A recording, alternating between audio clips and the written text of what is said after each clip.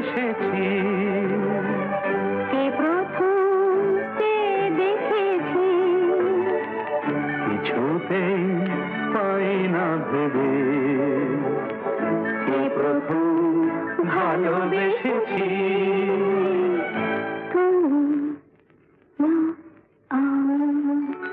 বিশ্বজোড়া ফাঁদ পাতায় ভুবনে কখন কি ফাঁদে পড়ে কে জানে। আচ্ছা, প্রেমে পড়েনি এমন মানুষ কখনো দেখেছে? প্রেম না মানে ধর্ম, না মানে জাত, না মানে বয়স। কখনো সে অভিভাবকের মতো আগলে রাখে, আবার কখনো বন্ধুর মতো জড়িয়ে ধরে, আবার কখনো পরস্পর হাত ধরে পরস্পরকে ছুঁয়ে থাকে। না, সিনেমা না কিন্তু।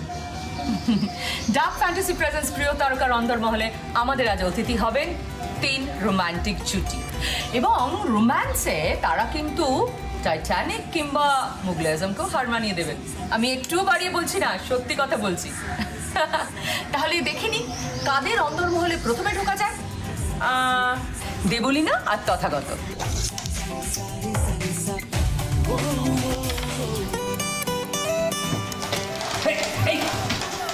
কি হলো? হেরে গেলে কফি খাওয়ানোর কথা ছিল। এই দেবলীনা, চা করছো নাকি? না, কফি। খেলাতে হেরে গেছি, হেরে গিয়ে পুরো গেমটা বন্ধ করে দিয়ে চলে এসেছি। খুব ভালো করেছো, এখন আর খেলতে টেলতে হবে না, এখন আমরা আড্ডা মারবো। আচ্ছা দেবলীনা, কতদিন বিয়ে হলো তোমাদের? 5 বছর গো। তথাগতর সঙ্গে প্রথম মানে প্রেমটা কিভাবে শুরু হয়? লাভ এট ফার্স্ট সাইট? না, একদম না, একেবারেই না। ইনফ্যাক্ট পুরো উল্টো। আমাদের ফার্স্ট আলাপ হচ্ছে সেটে, মানে অরিন্দমার সেটে। তোমার ওই ডেবিউ ছিল ওটা, অরিন্দমার নাম শিলের আর কি, চৌকার। তথা হিরো, আমি হিরোইন।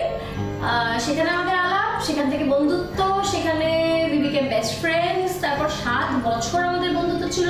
ইনফ্যাক্ট এই 7 বছরে তথার একটা বিয়ে হয়, আমি সেখানে কবজিটু দিয়ে খেয়েছি। সে কি? আমি একটা রিলেশনশিপে ছিলাম লং টার্ম। তারপর ঘটনাচক্রে না একই সময় ওর সম্পর্কে আর আমার সম্পর্কে একটা গন্ডগোল হয়। আমাদের বন্ধুত্বটা সেই সময় খুব কাজে লাগে। তারপর আমরা actually to tell you the truth মোটেই বুঝতে পারিনি যে আমাদের একটা কোনো প্রেম হচ্ছে। ইনফ্যাক্ট অদিতি চ্যাটার্জি অনেকটা রেসপন্সিবল আমাদের সম্পর্কের জন্য। ওই কিন্তু প্রথম বুঝতে পেরেছিল। তাই বুঝি? হ্যাঁ, আমরা তো ডিনাইলে ছিলাম। তারপর দেখলাম দুজনের সঙ্গে যখন সবকিছু শেয়ারই করছি, সারাদিন ফোনেই কথা বলছি, এত ভালো বন্ধুত্ব, তাহলে আমরা একসাথে তলায় থাকি আর কি। বাবা, এ তো আমার কুচকুচ হতার গল্প বলে মনে হচ্ছে। হ্যাঁ, শাহরুখ খানের সেই বিখ্যাত ডায়লগ, প্যার দোস্তি হ্যায়। দেখো, আমার কাছে ভালোবাসার ব্যাখ্যা খুবই সহজ। যার সঙ্গে সব শেয়ার করা যায় তাকে ভালোবাসা যায়, তার সঙ্গে ঘর করা যায়, সিম্পল। তবে হ্যাঁ, এখনো অনেকটা পথ চলা বাকি আমাদের। ইন্সপিরেশন চাস? হ্যাঁ। আচ্ছা একটা কথা বল, আমাদের ইন্ডাস্ট্রি সম্বন্ধে কত মানুষ কত কথা বলে। এসব মানুষদের মুখে ছাই ঠেলে দিয়ে এমন একটি কাপলের সঙ্গে এখন আড্ডা মারবো যারা এত বছর ধরে সুখে বিবাহিত জীবন কাটাচ্ছে। কাদের কথা বলছি? অর্জুন দা আর নীলাঞ্জনা দি।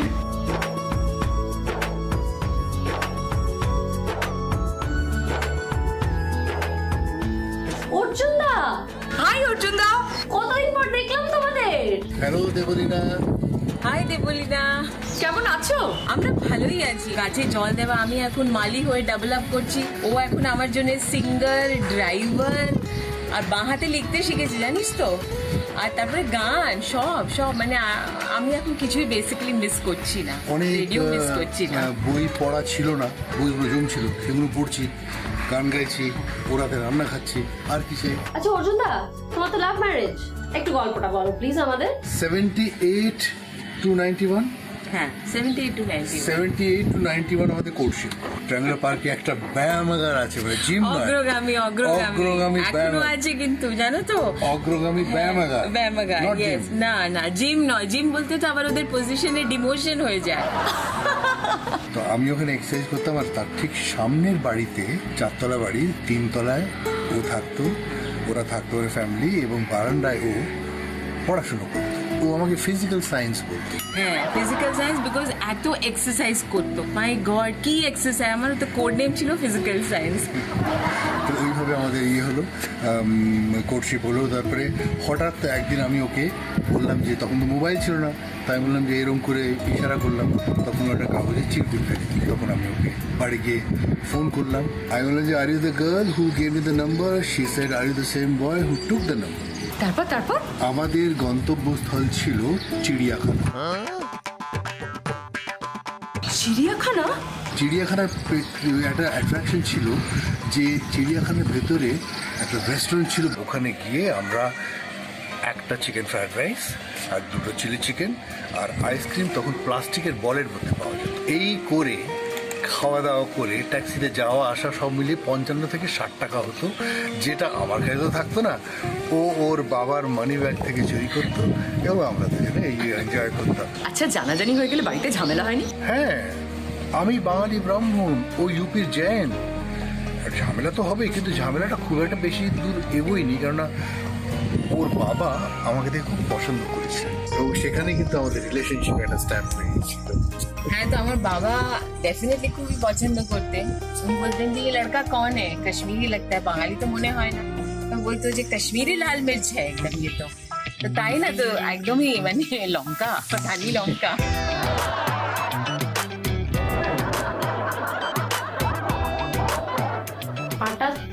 থেকে 2020 পর্যন্ত টিপস দাও কিছু প্লিজ। ফ্রেন্ডশিপ, বন্ধুত্ব, আমরা পরস্পরের বন্ধু হবো। ঝগড়াঝাটি তো যে সম্পর্কে হয় না সেই সম্পর্কটা কিন্তু গন্ডগোল, অ্যাবনর্মাল। ঝগড়াঝাটি ভীষণই হেলদি এবং থাকা উচিত, মতবিরোধও থাকা উচিত, কিন্তু একটা হেলদি লেভেলে থাকা উচিত। হ্যাঁ অর্জুন, এইটা একদম তুমি ঠিক কথা বলেছো। জানো তো আমাদের ঝগড়া হয় কিরকম জানো? ধরো আমরা সিনেমা দেখছি, এবার সিনেমার কোনো একটা শট, সেই শটটা নিয়ে তর্কাতর্কি হলো, মানে একদম কোনো মানেহীন একটা ইস্যু নিয়ে ঝগড়া হলো আর কি। এবার সেটা নিয়ে সিনেমা ওখানেই পজ, এই যে পজ রইলো এটা 3 দিন ধরে পজ রইলো, 3 দিন বাদে ঝগড়া মিটলো, তারপর আবার পজ ওপেন হয়, বাকি সিনেমাটা দেখা হলো। কিন্তু ইস্যুটা কখনো সিরিয়াস হয় না, মানে ইস্যুটা খুব সাধারণ তুচ্ছ বিষয় নিয়ে ঝগড়াটা হয় আর। ওরে, ঝগড়া হলো সম্পর্কের গুঁড়ো লঙ্কা, ওটি না থাকলে সম্পর্ক পানসে হয়ে যায়, বুঝেছিস? হ্যাঁ, সেটা আমি বন টু বন টের পাচ্ছি এখন। একটা জায়গায় আমরা দুজনেই খুব ফ্যানাটিক, একেবারে অবসেসিভ, সেটা হচ্ছে ক্রিকেট। আচ্ছা, ক্রিকেট নিয়ে তাহলে কিন্তু আমারও 2খান প্রশ্ন ছিল। আমি এতক্ষণ ঠিক এই কথাটাই ভাবছিলাম। এই তথা দে দেখি একখান গুগলি। বোলার বল করতে এলো, বোলার বল করতে এলো, কিন্তু বলটা করলো না, কিন্তু ব্যাটসম্যান আউট হয়ে গেল। কি করে? ওটা হবে এইভাবে যে নন স্ট্রাইকিং এন্ডে যে ব্যাটসম্যান দাঁড়িয়ে আছে এবং বোলার পাশে দাঁড়িয়ে আছে বল করবে বলে, সে যদি তার ক্রিজের থেকে বাইরে চলে আসে তখন ওকে কিন্তু আউট দিয়ে দেবে। তো উইদাউট বোলিং একটাও বল না করে ব্যাটসম্যান আউট হয়ে গেল। क्या बात। আর এটা কিন্তু খুব মজার আউট। এটা মতলব কিং লাগে না ফিটকরি, রং ভি চোখা হয়ে। তুই কি দিলি? তুই সব পেরে যাচ্ছে। এরকম দলবাজি হচ্ছে আমার মনে হচ্ছে। হ্যাঁ, আমি তাহলে একটা প্রশ্ন করি। প্রশ্নটা হচ্ছে এটা যে পরের যে ব্যাটসম্যান আউট হওয়ার পর পরের যে ব্যাটসম্যান সে ব্যাট করতে নামলো না, কিন্তু তাও সে আউট হয়ে গেল, কি করে হলো বল? ড্রেসিং রুম থেকে স্ট্রাইকিং এন্ডে আসার জন্য কিংবা ব্যাটিং ইয়েতে আসার জন্য একটা টাইম ফ্রেম থাকে। সেই টাইমের মধ্যে যদি কোনো ব্যাটসম্যান না আসতে পারে তাহলে কিন্তু তাকে আউট দেবে। দারুণ দারুণ দারুণ। নিয়ে নিচ্ছে একটা ছোট্ট ব্রেক। আপনারা দেখছেন ডার্ক ফ্যান্টাসি প্রেজেন্টস প্রিয় তারকার অন্দরমহল।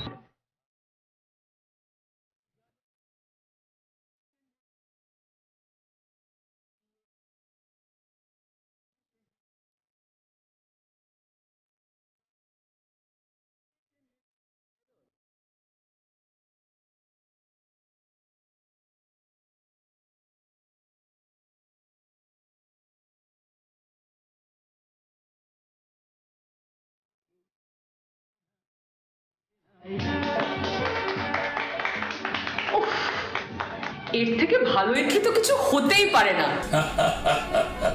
আপনারা দেখছেন ডার্ক ফ্যান্টাসি প্রেজেন্টস প্রিয় তারকার অন্দরমহল। কেমন আছো? আছি, মানে ভালো মন্দ মিলিয়ে কেটে যাচ্ছে। মন্দটা আগে বলি, পরে ভালোটা বলবো। মন্দটা হচ্ছে প্রচুর কাজ করতে হচ্ছে, প্রচুর রান্না করা, ঘর মোছা, বাসন মাজা, কাপড় কাচা, শুটিং থাকলে যা কাজ করি মানে তার 4 ডবল। এটা হচ্ছে খারাপ। আর ভালো হচ্ছে আমার এই 22 বছরের জীবনে এতটা সময় আমরা দুজনে একসাথে এত কাছাকাছি কখনো থাকিনি। কোনো হলিডেতে থাকিনি, কোনো বেড়াতে গিয়েও থাকিনি, কখনো থাকিনি। এতটা সময় একসাথে থাকতে পারি। তোমার মনের মতো করে রেখো আমার এই আসরে চোখ সরালেও। এই অর্জুনদা, তোমার আর নীলাঞ্জনাদির তো বেশ কিছুদিন লং ডিস্টেন্স প্রেম চলেছিল না? আমি উদয়পুরে ছিলাম, উদয়পুর থেকে পড়াশোনা শেষ করে আমি বম্বে যাই এবং অদ্ভুতভাবে গুলজার সাহেবের সঙ্গে, মানে আমরা গুলজার ভাই বলি, গুলজার ভাইয়ের সঙ্গে দেখা করি এবং উনি আমাকে সহকারী পরিচালক হিসেবে রেখে নেন। Wow, Gulzar sir. আর কি হলো, একবার কি হয়েছে, আমরা আঙ্গুর বলে ভ্রান্তিবিলাসের হিন্দি ছবি, সেটা আমরা শুটিং করছিলাম তখন এসএল স্টুডিওতে। ভীষণ বৃষ্টি, বম্বের বৃষ্টি তো সেখানে যে জনৈক শিল্পী যার একটাই সিন ছিল সঞ্জীব কুমারের সঙ্গে, সে আসতে পারেনি। তো তখন গুলজার ভাই আমাকে বললো যে তোমার ডায়লগ মুখস্থ আছে? হ্যাঁ আছে। বলে দাঁড়িয়ে যাও। তো আমি মুখটা মুছে দাঁড়িয়ে গেলাম। আর তখনকার দিনে তো র স্টক ছিল, ডিজিটাল ছিল না, তো ওয়ান টেক ওকে হওয়া মানে বিশাল বড় ব্যাপার। ওইটা শেষ হওয়ার পরে সবাই ওয়ান টেক ওকে, সবাই হাততালি দিল। সঞ্জীব কুমারও খুব প্রশংসা করলেন এবং গুলজার ভাইকে বললেন যে Gullu, don't waste him, West his talent, he is a very good actor, use him as an actor. তারপরের দিন দেবেন বর্মা আমাকে জয়রামজি বলে ছবিতে সাইন করলেন, পদ্মিনী কোলাপুরের এগেনস্টে, যদিও ছবিটা হয়নি। এবং তারপরে লিবাস বলে একটা ছবিতে আমাকে গুলজার ভাই বললেন। এবং জরা সি জিন্দগি কে বালাচন্দ্র জুন্নি থন্নির এক দুজিকে লিয়ে করেছিলেন, ওনার সঙ্গে গুলজার ভাই আমার পরিচয় করে দিলেন কমল হাসানের সঙ্গে। কিন্তু যখন আমি জরা সি জিন্দগি করেছিলাম তখন আমি ফোন করি বম্বে থেকে নীলাঞ্জনাকে। নীলাঞ্জনাকে বললাম যে নীলাঞ্জনা, আমি অমুক সময় গড়িয়াটের মোড়ে আমি দাঁড়াবো, হ্যাঁ, যদি আসবো আসবো, আর যদি না আসি আসবো না, হ্যাঁ, তো তুমি দেখো যদি কি আসতে পারে কিনা। তারপরে আমি যথারীতি এই পাড়ের দোকানের সামনে গড়িয়াটের মোড়ে আমি দাঁড়ালাম, ও এলো এবং তখন আমরা হাঁটতে হাঁটতে হাঁটতে হাঁটতে ওকে খবরটা দিলাম যে কমল হাসানের সঙ্গে আমি প্যারালাল রোল ছবিটার নাম জরা সি জিন্দগি এক দুজে কে লিয়ে। ও তখন তো লাফিয়ে উঠলো, হ্যাঁ এক দুজে কে লিয়ে, বলে আমি কে বালচন্দ্রের বিরাট বড় হিট ছিল, বিরাট বড় হিট। এবং তাতে আমি এইভাবে আমাদের এগুলো। তারপরে শঙ্খ ঘোষে দুটো লাইন মনে পড়ে গেল, হাতের উপর হাত রাখা খুব সহজ নয়, সারা জীবন বইতে পারা সহজ নয়। এ কথা খুব সহজ, কিন্তু কে না জানে সহজ কথা ঠিক ততটা সহজ নয়। ওয়ান্ডারফুল, দারুণ দারুণ। আমি এবার দেবো একটা চ্যালেঞ্জ, দেখে নি তোমাদের সহজ লাগে কিনা। তুমি ব্রেড রোল বানাবে আর অর্জুন দা একটা রোমান্টিক গান গাইবে, ব্যাস। তো এবারে আমরা আমার রান্নাঘরে এসে গেছি। সিম্পল সুইট রান্নাঘর আমার খুব প্রিয় জায়গা। वो रंग भी क्या रंग है जो न मिलता तेरे होठ के रंग से हूबहू, वो खुशबू क्या खुशबू जो न ठहरे तेरी सांवरी जुल्फ के रूबरू, तेरे आगे ये दुनिया है फीकी सी, मेरे बिन तू न होगी किसी की भी, अब ये जाहिर सरेआम है, ऐलान है, जब तक जहां में सुबह शाम है तब तक मेरे नाम तू, जब तक जहां में मेरा नाम है तब तक मेरे नाम तू। ওয়ান্ডারফুল ওয়ান্ডারফুল, অসাধারণ অসাধারণ, কোনো কথা হবে না। এটা অর্জুনের জন্য একটু নিয়ে যাই, আশা করি পছন্দ হবে।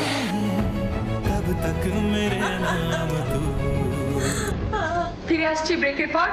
আপনারা দেখছেন ডার্ক ফ্যান্টাসি প্রেজেন্স প্রিয় তারকা রন্ধনমহল।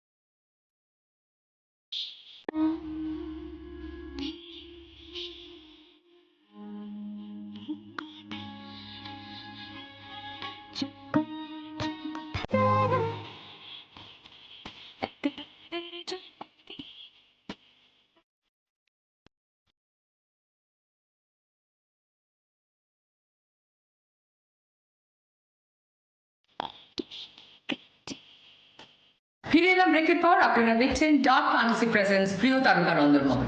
এই তো তোমাদের আলাপটা কি করে হয়েছিল একটু বলো। আমাদের বাড়িতে না মানে খুব ছোটবেলা থেকে দেখেছি, আমার মা উত্তম কুমারের ফ্যান আর আমার বাবা আর আমি হচ্ছে সৌমিত্র চ্যাটার্জি আর দীপঙ্কর দের ফ্যান। তখন তো আর জানতাম না যে আমি সিনেমায় কোনোদিন আসবো বা এইটাই আমার প্রফেশন হবে। তারপর ধীরে ধীরে যাই হোক হলো। আলাপ ওষুধটা অনেক আগেই হয়েছিল রবি ঘোষের সাথে নাটক করতে গিয়ে। 97-এ আমরা আমেরিকায় যাই, 3 মাসের জন্য একটা কন্ট্রাক্টে যাই নাটক করতে। প্রায় 16-17টা শো ছিল আমাদের। সেখানে গিয়েই আলাপটা প্রলাপ হয় আর কি। একদিন না হঠাৎ আমার সামনে এসে এরকম একেবারে হাঁটু মুড়ে বসে বলছে আমি আপনার প্রেমে পড়ে গেছি। আমি ভাবছি এটাও বোধ হয় একটা কোনো বদমাইশি। সে আমি প্রায় কেঁদে ফেলার মতন অবস্থায় যে প্লিজ আমার সাথে এরকম করবেন না, আমি খুব ছোট, অমুক তমুক তমুক।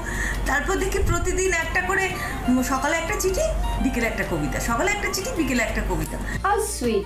চিঠিগুলো রেখে দিয়েছি, এখনো আমার সঞ্চয় আছে, মানে একদম অমূল্য সম্পদ হিসেবে। ভীষণ সুন্দর এবং ভীষণ ব্যক্তিগত। আর কবিতাগুলো এত সুন্দর ছিল যে আমি ওগুলোকে না ছাপিয়ে পারিনি। ঠিক পরের বছর 98-এ ওর জন্মদিনে আমি এটা পাবলিশ করেছিলাম। বুক ফেয়ারে বইটা বেরিয়েও ছিল, জ্যোৎস্নায় ফেরিওয়ালা। He is my best friend. সব কিছু সব কথা ওর সাথে আমি শেয়ার করতে পারি, বুঝুক না বুঝুক আমি খুব শেয়ার করে আনন্দ পাই। Best friend. শুধু ফ্রেন্ড নয়, ফ্রেন্ড, ফিলসফার এন্ড গাইড। যাওয়ার সময় হলে যেও সহজেই, আবার আসিতে হয় এসো। সংশয় যদি রয় তাহে ক্ষতি নেই, তবু ভালোবাসো যদি এসো।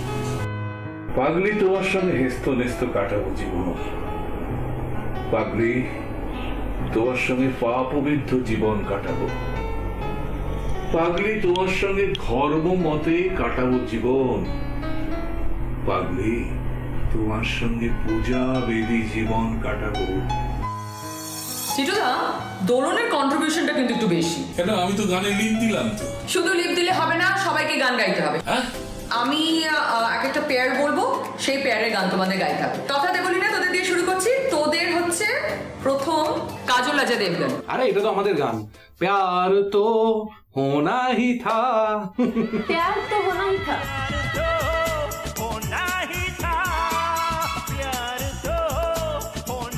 নীলাঞ্জনা দি, অর্জুন দা, অজয় দেবগন, ঐশ্বরিয়া রায়। हम दिल दे चुके सनम, तेरे हो गए हैं हम, तेरी कसम ओ हम दिल दे चुके सनम, तेरे हो गए हैं हम, तेरी कसम। উফ, কি রোমান্টিক এখনো। তোমাদের যেন কোনোদিন নজর না লাগে। প্রেমে করে ঝরে ঝরে পড়ছে, ঝরে ঝরে পড়ছে। আচ্ছা, লাস্ট হচ্ছে টিটোদার দোলন। তোমাদের হচ্ছে শাহরুখ কাজল। तुझे देखा तो ये जाना सनम, प्यार होता है दीवाना सनम, अब यहाँ से कहाँ जाएं हम, तेरी बाहों में मर जाएं हम। এই আমার না ইচ্ছে করছে সবাই মিলে কোথাও বেড়াতে যাই। কতদিন যে বেড়াতে যাইনি। সেটাই তো ভীষণ মিস করছি। কতদিন ধরে বেড়ানো হচ্ছে না কোথাও। মনে পড়ছে প্রচন্ড। সব থেকে বেশি মনে পড়ছে আমার এই মুহূর্তে, যেহেতু একদম বেরোতে পারছি না, আন্দামান। আমাদের সব থেকে মেমোরেবল আন্দামানের আন্ডার ওয়াটার। আমরা যেহেতু সব জায়গায় যেখানেই যাই স্কুবা করি, স্কোপ থাকে, তার মধ্যে আন্দামানের আন্ডার ওয়াটার লাইফটা এবং ভিজিবিলিটিটা সব থেকে এক্সাইটিং। এবং আমাদের দুজনের একসাথে জলের তলায় কাটানোর সময়টা আন্দামানের সব থেকে মেমোরেবল এখনো অব্দি। একটা অন্য পৃথিবী, কমপ্লিটলি একটা অন্য পৃথিবী জলের তলায়, এবং সেই পৃথিবীটাতে ঘুরে বেড়ানো।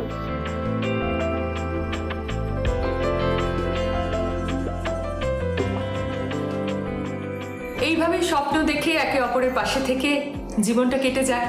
আর কি চাই? হ্যাঁ, চাই একটাই জিনিস এখন, যে পৃথিবী করোনা মুক্ত হোক। এটাই চাওয়া আর কি। আমাদের একে অপরকে এই সময় দেখতে হবে, মানে পরস্পরকে পরস্পরের দিকে তাকাতে হবে। শুধু মানুষ মানুষের দিকে তাকালে হবে না, আমাদের যারা প্রতিবেশী রয়েছে, যেমন আমাদের পাড়ায় আমরা এখানে আসার আগে বছর 7-8 আগে থেকে এখানে প্রায় 10-15 বছর ধরে একজন ফিডার যেমন এখানকার পাড়ার এরিয়ার সমস্ত জীবজন্তুদের খাবার দেন মানুষ বাদে, তিনি এখন এই লকডাউনের জন্য আসতে পারছেন না। ফলে সেই দায়িত্বটা আমরা তুলে নিয়েছি এই মুহূর্তে, যে আমরা রোজ রাত্রিবেলা বেরোই এবং সমস্ত পাড়ার 41টা 42টা কুকুর ক্লাব রোডের যে বাচ্চাগুলো, 40টা বাচ্চা আছে চারপাশে, আর একটা ছাগল আছে, মিলেমিশে আছে আর কি এখন সবাই। বাহ, ভালোবাসা আমাদের শক্তি দিক। আমি শুধু ঈশ্বরের কাছে এটাই প্রার্থনা করি। তাই আজকের পর্বটা কিন্তু শেষ করবো অর্জুনদা তোমার অঙ্কুশের সেই বিখ্যাত গানটা দিয়ে। इतनी शक्ति हमें दे न दाता, मन का विश्वास कमजोर होना, हम चले नेक रास्ते पे हमसे भूल कर भी कोई ভুল হোনা। সবাই খুব ভালো থাকবেন, সুস্থ থাকবেন। আগামী পর্বে আবার দেখা হবে। নমস্কার।